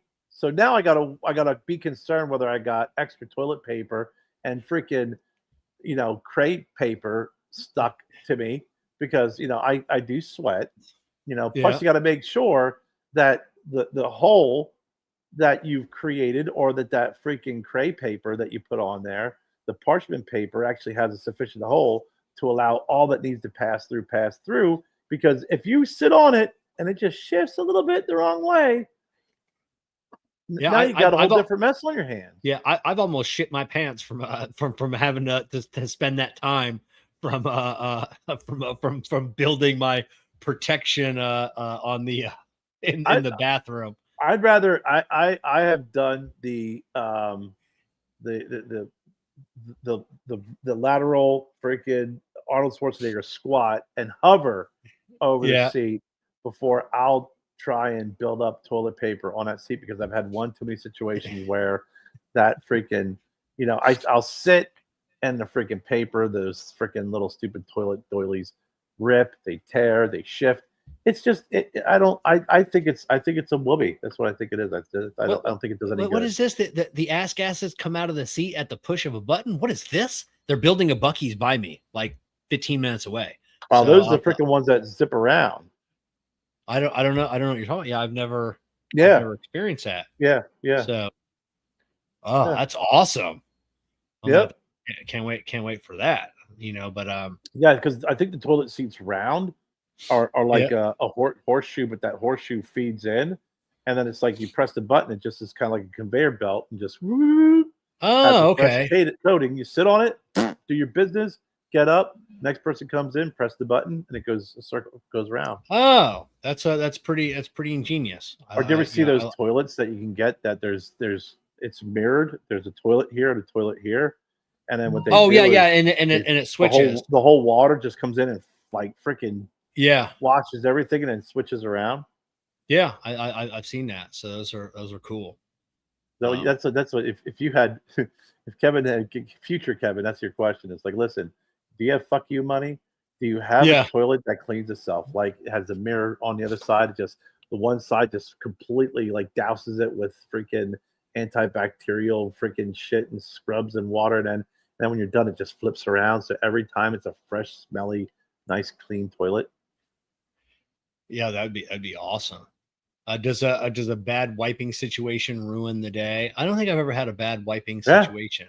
yeah. You know, I know as a mechanic, sometimes like I say we're in a hurry, so you'll go to the bathroom, then like an hour later, like you're sweating, and you're like, I should probably go wipe again. Yeah, that's I that's can a bad find webby situation. yeah, Yeah. yeah, yeah. Like I can feel now that I didn't do a thorough job the first time. You know, Well, and sometimes the guys will bust on me at work because my hands they're not dirty like all day long, but they got a thin coat of dust on them and dirt. You know, because I wear gloves all the time at work, like not rubber gloves. I wear mechanics because I don't want my hands all chewed up. You look at a typical mechanic my age, and at the end of the day, when they wash their hands, you could see the millions of little cuts that the greases stayed into. I never want my hands to look like that because every now and then Jessica lets me touch her boob, and I don't want to have rough sandpaper hands. You know, on that one occasion she lets me touch her boobie. So yeah, so I wear gloves, and then but that thin layer of dirt keeps me protected. I tell people, I'm like, yeah, you know, people are like, oh yeah, you know, you touch people's, you know, seats, their cars, their keys. I'm like, thin layer of dirt, baby. That's in my brain. That's keeping me safe from that yeah, dirt yeah. or from that germs actually touching my I can skin. imagine getting in people's cars. That'd be the number You, one reason why I wear you gloves. call that a comeback. Yeah, it's like, oh, got to come Yeah. back. Yeah, got it. So before I address the prolonged wipe like John calls it, I do have a question for you. Does Jessica is she honored that you protect your hands for her boob? I It's don't all for think she her. is. I don't think she is. I think that I need to get. I know two mechanic friends of mine that I would like to have touch Jessica's boob, just so she can appreciate how soft and supple my hands are when I touch said boob. I So, think Jessica would like to weigh in on having your other mechanic friends touch her boob, so you can compare and contrast a rough, gruff, lava soap scrubbing set of hands yeah, versus your soft, delicate, Dawn, yeah. soft hands. But I heard, you ever watch Parks and Recreations? I religiously the first few seasons, and then like everything else, I just got out of it for any Yeah, reason. And it's I mean it's funny, and I enjoy the clips more so than the show itself. yeah, so that's what I watch now. Like the Yeah, clips I watch constantly. but what's his name? He was young back then too. The hell's his name? He plays Star Lord in the Marvel movies now. Chris, shit's this guy. Oh, Chris Pratt. Chris Pratt. Chris Yeah. Pratt talks about it. He's like, doctor, yeah, I go to the bathroom and when I wipe, it just doesn't stop. It's like wiping a magic marker. Yeah, yeah, it's like a brown marker, you know. Yeah, I saw that one. That's that's when you know you're gonna have a bad day. You're like, listen, no, I vacated about 95% or 90%. The other's just not wanting to come out, but it's not wanting to stay all the way in. And that's when you know it's going to be a bad day. That's when Oh my god. sometimes I'll go back for the double dose of Metamucil, be like, I gotta muscle the rest of this out because Yeah. if not, like you said, you start getting freaking hot and sweaty, it gets itchy. You're like, I know exactly what it is. I know Yeah, what's gonna yeah. happen, man. Yeah. And then usually, you know, in the floor, usually it only happens like twice during the summertime. You know, for me, you know, it's just like, you know, you go in and shower and then you go out and you throw your underwear away. You just Yeah. you just give up. You Oh, just yeah. because for me, you look at them like, no fucking way I'm washing the rest of my clothes in that. No, So no. yeah. Why would Yeah, even want freaking Jennifer to have to even take a look at that and then wash it? If she looked at yeah, that, she'd be like, "What? What? Why am I here? Why am I still here? yeah, yeah. What?" This, So yeah, because I have a method to washing my clothes. I do my socks, underwear, and undershirts in one load, and then by themselves. But that's the last load I do because I do like my shirts and shorts, and then I do my work uniforms, pants, then shirts, and then my socks and underwear. Because then I know that there's going to be 3 or 4 loads, 6 loads before I got to do laundry again in the next 2 weeks. So there's a safe. So everybody else is getting whatever's left in the machine up that didn't. And I know it's clean. We have a very efficient washing machine, but I couldn't think of doing my underwear and then doing like my regular shirts or my work, because that just the thought you of want that a, you want just a poop couldn't t-shirt? I couldn't deal with. You know, a poop So t-shirt. yeah, I don't want, even though there's no poop on it, just the thought of there being a poop t-shirt, I just Like can't that handle that. dirty underwear. We just rub it against your shirt. Yeah, I take, like in the bathroom, like I take off my undershirt, I lay it on the toilet, I spread it out, and then I take my underwear off, I put it in the center of the shirt, and then I make a little burrito with my underwear in the middle. So after I'm done with the shower, then I take my pants, I grab the shirt, underwear, I grab the underwear burrito with my pants, so I can't even chance touching anything. And then I take that to the laundry, dump the burrito into its own hamper, and then I put my work uniform in the other hamper. And Do you Go ahead. if anything touches me, I got to get back in the shower. Do you deconstruct that burrito before you put it in the No, wash? nope. I just take my laundry and then I open up the washer and I throw it in. Um, throw it in. I don't touch anything, nothing. I just fling it all in. And you don't use gloves? I do have if I need them, I do have laundry gloves in the laundry area. What They're does like just Jessica say about this weird ritual of underwear t-shirt burrito? she tries not to think about it. It's just I can imagine. the day in the life of me.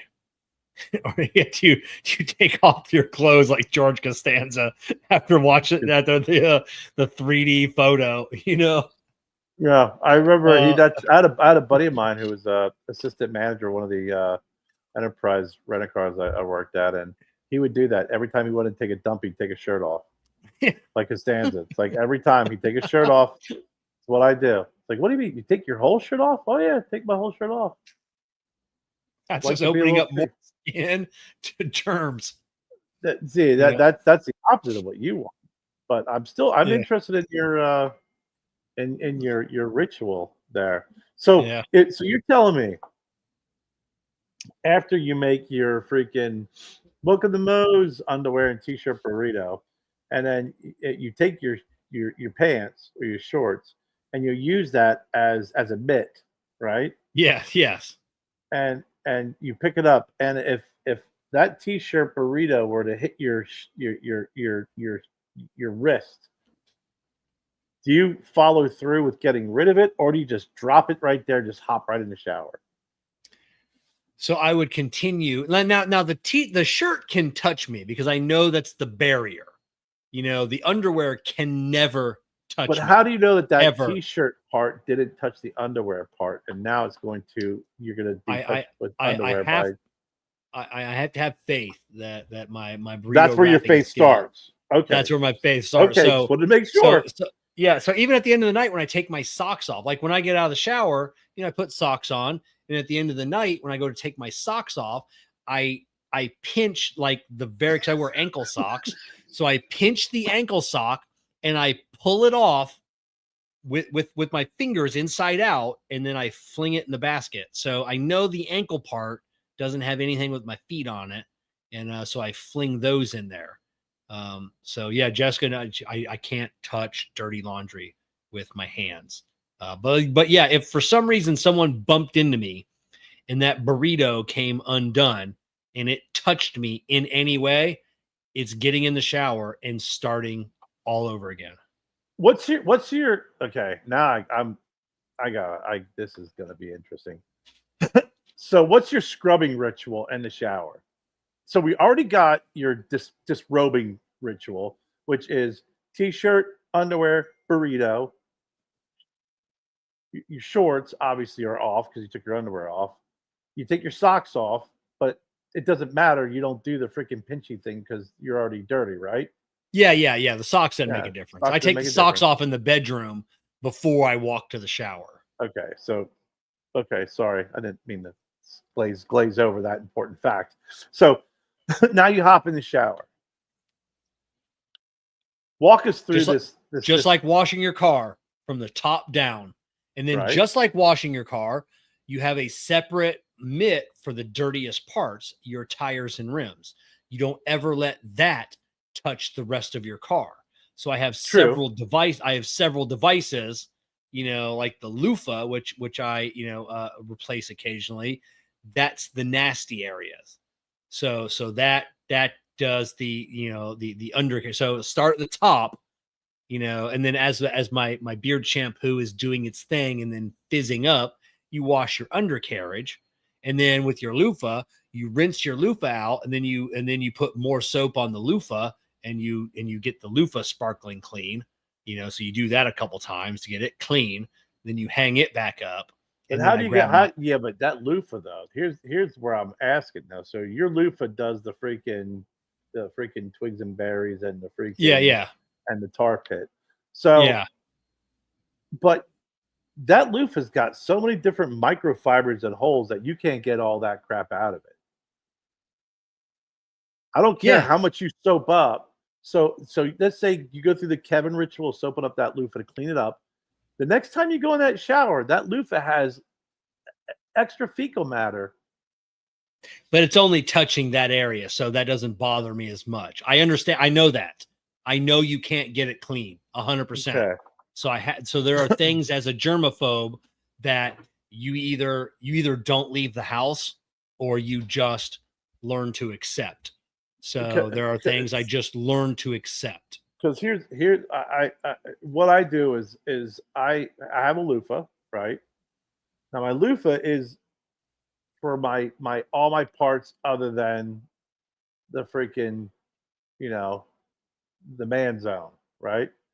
That I bring in a wash rag. And I do the man parts first because I want them nice and squeaky clean. Then I'll go to the freaking sarlacc pit and scrub that up. And then after that, rinse it off. And then that goes wash right away. That's a one use only. Oh, really? One use only wash rag. So now I've loofah'd my body because that loofah is just going to have stink and sweat and stuff on it. So once I clean that loofah off, that loofah never touches the freaking nether regions because whenever I want to wash myself again, I'm going to use a clean wash rag to do the freaking twig and berries and the sarlacc pit. And then every single time that area gets a clean wash rag for the front and then the back. Always got to do the back last. You got to freaking the sarlacc pit. That's the last to go. But I'm not going to. I can't use a loofah in that area because I know that once I rinse that loofah off, or even scrub it or clean it, it's still going to have some freaking funk on it, no matter what. And then I'm not going to refunk my area, even if it's a 5% funk. And heaven forbid, if after one night having the show and a couple scotches, I grab the wrong loofah and freaking start doing the old facial area. Yeah, no, that's why I use a mitt with little fingers, and then it's got like even worse, like the silver impregnated. It's like plastic though. It's not a cloth mitt. It's like a little round thing with a little handle. You scrub your freaking nether regions with plastic freaking nubs? No, that's the rest of the loofah. Oh, the body. Okay. Yeah. So the fingers, and it's impregnated with silver, so it's antimicrobial. Ronnie says that real men sit when they piss at home. I always sit. I got a PA. and it's a pain in the ass to stand. I'll piss all over the place. So I always, I do too. I always, I'm over sit. that whole thing for a long time ago. I'm like, my aim is terrible now, and I just fucking Yeah. forget about it. Yeah, Ronnie's right. Otherwise, you go from spread to sticking. Yeah, it's disgusting. You stand up, and then instantly now, whatever's in you, it's everywhere. It's fucking everywhere. You gotta have Like, it. you can't. You have to have it in cycles. You got to have it. It's a two-step process. The first process is sitting, wipe. The second one is elevate it a little bit, wipe. Yeah. So that's because once you start doing that, then you realize the mobility that you have and if your wipe's good or not. Yeah. Well, I don't take baths because I don't want to sit in my own fucking filth. That's That's disgusting. fucking horrible. But yeah, I'm a body wash guy. I'm not a bar soap. I used to do a bar soap, but bar soaps don't get enough lather for me. And being a mechanic and dirty, I mean, I just need that. And I know the body wash isn't good for you with the chemicals and everything else. I try and use or I used to use a good bar soap, but I just need I need the lather. You know, You can get good lather. You got to put a little effort into it because I did. Yeah. Jennifer gets body wash, and I've done it, but I'm like, you know what? I look at the body washes anymore, and I've, like you said, I've done some research and reading. It's no different. I might as well just grab the freaking Tide and put it on a freaking loofah and spray myself. Well, that's why That's why they call it body wash instead of body soap because they're not Yeah. allowed because there's no soap in Right. it. So There's no saponified oil in a Right. body wash like there is a soap. So I use Dial. I use the yellow old Yeah. school Dial. I've Yeah. had her get me Dial or Ivory, but then she got this new natural stuff. That's the bar soap and deodorant too, because deodorant. I'm a sweater. I sweat. I sweat if I look at a picture of the sun. So and of course, you know, when you sweat like I do, body odor definitely is quick to freaking make its appearance. So I got to have some really good deodorant, but I want to too much of these products now just have so much crap in it. So I'd like to use natural stuff. I used to use Dove, and Jennifer got a bunch of Dove, but Dove is like, I feel greasy. It just leaves like a layer of slime on you. It always says, "Oh, Dove, it makes your skin soft." I'm like, no, I might as well just freaking spray myself down with freaking Crisco. It gives you that same gross, greasy feeling. But I'm telling you, Kevin, yeah, a wash rag, clean wash rag. I never used a wash rag with my bar soap. I always use the bags, like the charcoal bags that you put the soap into. Yeah. And then you use for your body, but I'm saying for your junk, yeah, for your freaking your beef and tube yeah, potatoes. I can't do a wash rag. Got It's to. disgusting. Why? I don't know. I just feel like I can get a loofah a lot cleaner than a wash rag. Well, a wash rag, okay. Yeah, but you're one and done on those. Yeah, of course. I would never reuse my wash rag to rewash my junk again. No, fuck no. That's terrible. Yeah. It's like your underwear, you know, you're not going to reuse your underwear. Yeah, no. You know, you got to wash it. So the same thing when it comes to a wash rag. Use it, done. Loofah, I am not comfortable or confident in my own self to get that loofah confidently freaking clean to say, I'm going to reuse that tomorrow on myself and it's going to work and I'm not going to be rubbing freaking excess of fecal matter on my freaking dung. Time heals all wounds, you know. So, and then other people shower after me. So I'm assuming some of their soap and water is getting on my loofah and just helping rinse off any stuff that I may have not gotten. No. So no, I even have we have a big garden tub that we never use because again, that's just a fucking big gross thing. So when I'm done with my wash rag, I rinse it off really good and I wring it out, a wash gun wring it out. I just go whoop right over, boom, right into the tub, and it'll dry. And once it's dry, then it can go in the wash because I won't put freaking wet, freaking gross. Oh yeah, no ass towel in the. No, it just got to dry a little bit. So and speaking of towels, Jessica has been using the same towels. You know, she washes them quite often for years. You can see through her towels. Mm-hmm. Me, I have to have fresh towels like at least once a year, if not every 9 months, like fresh, clean, fluffy towels that just absorb all that.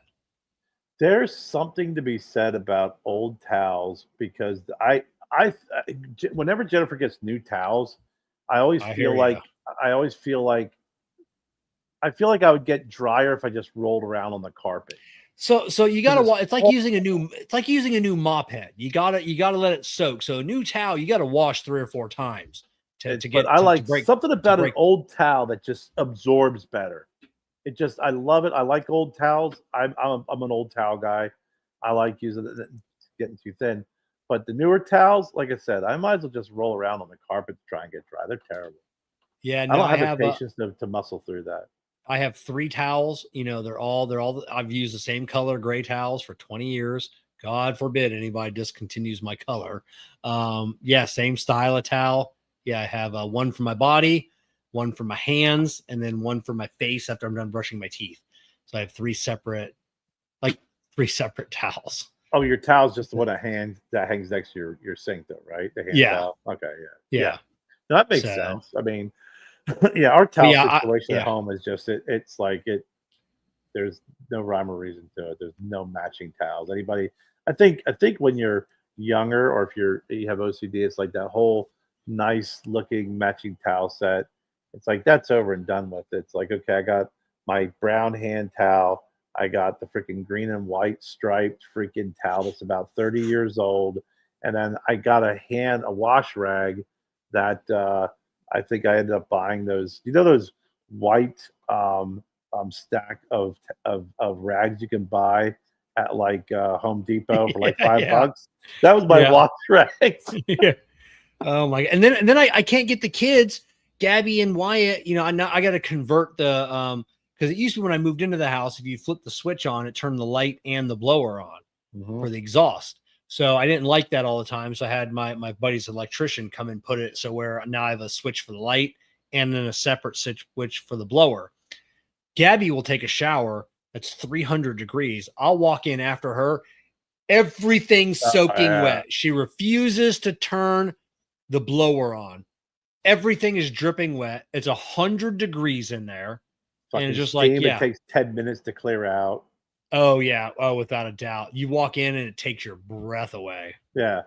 Yeah. I'm not a big, I think we are going through this too. Are you a hot shower person? Like, do you like scalding hot?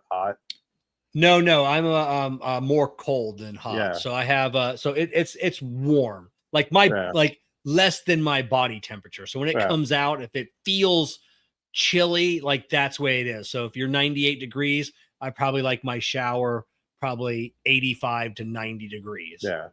Yeah. Yeah. Jennifer takes it's freaking silk wood. Take your skin off hot. Oh yeah, I can't do that's that. yeah, exactly. Yeah, hotel towels do dry better. It's because Oh yeah.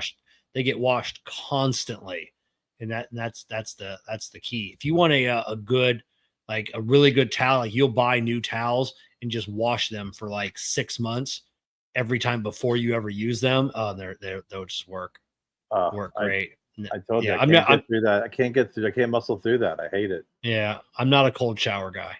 I can't do. No, no. I've taken cold showers when I didn't have money to pay the freaking gas bill, or the electric or whatever. I mean, when you have to take a cold shower, or you're in a locker room where the hot's not working. That's the only time. That's it. Hot water heater blew. I'll take okay. Well, then I'll take one at that given moment. But other than that, no, thank you. I won't when we had the hurricane here and the electricity was out for like 5 days. I wouldn't even get in the shower. I can't do cold showers. I would take the rag and I would just take a horse bath, wash all Mhm. the all the necessary bits, and then that was it. I'm not getting in a cold shower. Yeah, I think Jennifer went over to her dad's house and was taking showers because it was like she refused to take a cold shower. I know Yeah. when I redid my bathroom my first house I bought in Harrisburg, I was remodeled my bathroom and it was we was a 1.5 bath, and our full bath. It was like we got midway through and it was like this cost more money than we thought. So I got to wait for my next commission check to finish the bathroom. So it's like what now what? So we had a basin in the bath in the basement with one of those freaking, little freaking plastic freaking dog freaking hoses. And I said, F this, man. That freaking gym down the street has memberships. It's freaking new memberships. It's $5 for the first month. I'm like, I'm gonna join the gym. I'll get fit Yeah. and I'll shower there. So that's all I did. I just joined the gym for their shower. That makes sense. Better than So, cold shower, bro. yeah, damn right. Joe's a big cold shower guy now. Is he? Oh yeah, yeah. Lives. He swears by him. Yeah. All the health benefits to it and all the other. It is. I want to try it. They say even at the end of your shower, if you can just turn it on cold all the way and just do 30 seconds and then build up to like a minute or two, same with the cold plunge, but now, now you're starting to hear the, that the cold plunge doesn't have the benefits that they're saying it does. And I don't know. So now I don't know who to believe.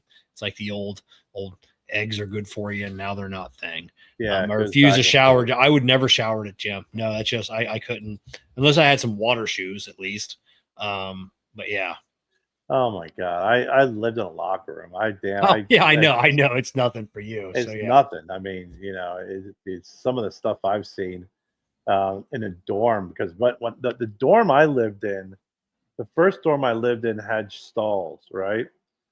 The second dorm I lived in had a freaking open shower area. And that's the way it was in high school too, where it was like shower heads all around. So Yeah. you're just hanging out there with your buddies, taking showers. And you know what it's like, when you got a bunch of freaking jackasses who probably are half, whatever time it is, someone's probably already drunk and you're trying to take a shower and someone's pissing on you, because you're freaking right across the way. I've seen dudes freaking take dumps in there and freaking step and squish it. Seen some horrible, gross stuff that I'm so glad I don't have to ever see that again. But showering in that kind of setting doesn't bother me at all. Yeah. Nah. Well, Kerr, I think we're gonna leave it at that. It's been a wonderful 2 hours. I think everybody has learned just a little bit more about both Kerr and I. I think we really opened up on this show. Well, it's things that I really, I think it's topics that you can talk about where people don't have to turn their nose up and act like you're being too. We weren't disgusting about it. It was funny. Yeah. But it's things that we deal with on a day-to-day basis, and it's always interesting to understand where people come from. And when you read some of these comments, I realize some of these people I will never be in a cigar lounge with or visit, based off of what the answers they give us. So Yeah. So Kevin and I both confirmed tonight we're cool to hang out with each other because we both have a different methodology of showering and washing, but it all has one thing in mind, and that is the separation of body and junk. That's it. So, all right, everybody, we'll see everybody next week. Hey, if you're watching this tonight, listening to the podcast, we got some advertisers. Check the video description, click some links, and we'll see everybody next Monday night. See ya. Welcome to the Puff and Ponder podcast, where conversations ignite. Here's Kevin and her. Grab your seat, light it up, let's unwind. Kevin and her with stories